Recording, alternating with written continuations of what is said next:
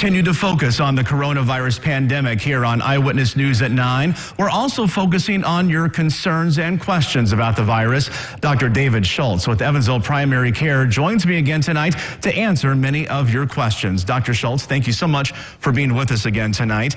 This weekend, as you know, is a very important one for all tri-state mothers. Sunday is Mother's Day. Now, some might be wondering, is it okay to go visit their mom if they wear a mask and practice social distancing? Well, Brandon, this is very difficult because this is a very important time in mothers, and we really do need to celebrate Mother's Day. I certainly think it's reasonable to see our mothers this Mother's Day, but we have to be very careful. First of all, if you have any symptoms of COVID-19, and that would especially include cough, congestion, body aches, fever, chills, sweats, GI, gastrointestinal symptoms, then you really should not go and see your mother unless you're first tested, okay?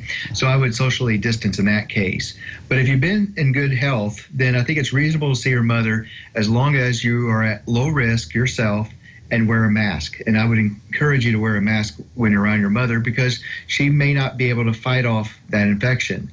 The other thing I would remember is everything that we need to do when we see those mothers, make sure you're hand washing, make sure you're remaining with social distancing. And the individuals, again, that will be the most vulnerable are those who have diabetes and who are immunocompromised. Okay. Sunday, as you know, also churches in Indiana can open up if they want to for in-person services. Now, you and I talked about this before, but there's a lot of handshaking and hugging that takes place during church services. But how important is it for those going to church to keep their distance from others, and should they also wear a mask inside of church?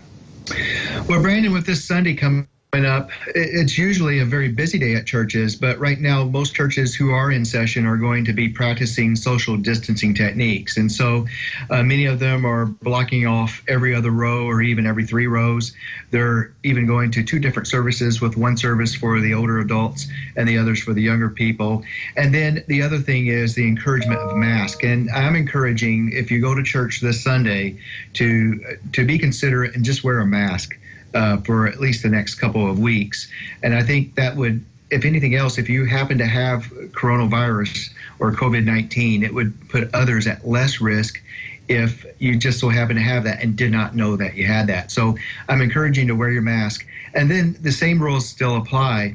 If you have cough, congestion, body aches, fever, chills, or sweats, then you really should not go to church, and rather you should talk to your physician and may even consider testing. Now, one thing to remember, the average body temperature for our seniors is different than younger people. Of course, we know 98.6 is the average body temperature, but in our seniors above age 65, the average body temperature is 96.8. So a fever for our seniors may only be 99 degrees. And so in that case, you should also not go to church. So if you have those risk factors, you should refrain from going to church. I would encourage wearing some type of mask when you go to church. Avoid shaking hands and giving hugs. Yeah, great information. Is it still very important to practice the CDC guidelines? Because is it still true that most people who have the coronavirus don't have any symptoms? Well, and this has been one of the most deadly factors of coronavirus this year, is most people do not have overt symptoms. And so what we're finding is about 15% of individuals in the population may have already been infected with COVID-19. And so the worry is, are they at risk of spreading it to others? And the answer is obviously yes. They may not be as high at risk of spreading it to others, however, and research right now is being conducted to see how much of a risk that person is. So the bottom line is if you have any of those symptoms of COVID-19, you really should practice social distancing and personal isolation until getting a test for it or 14 days have expired.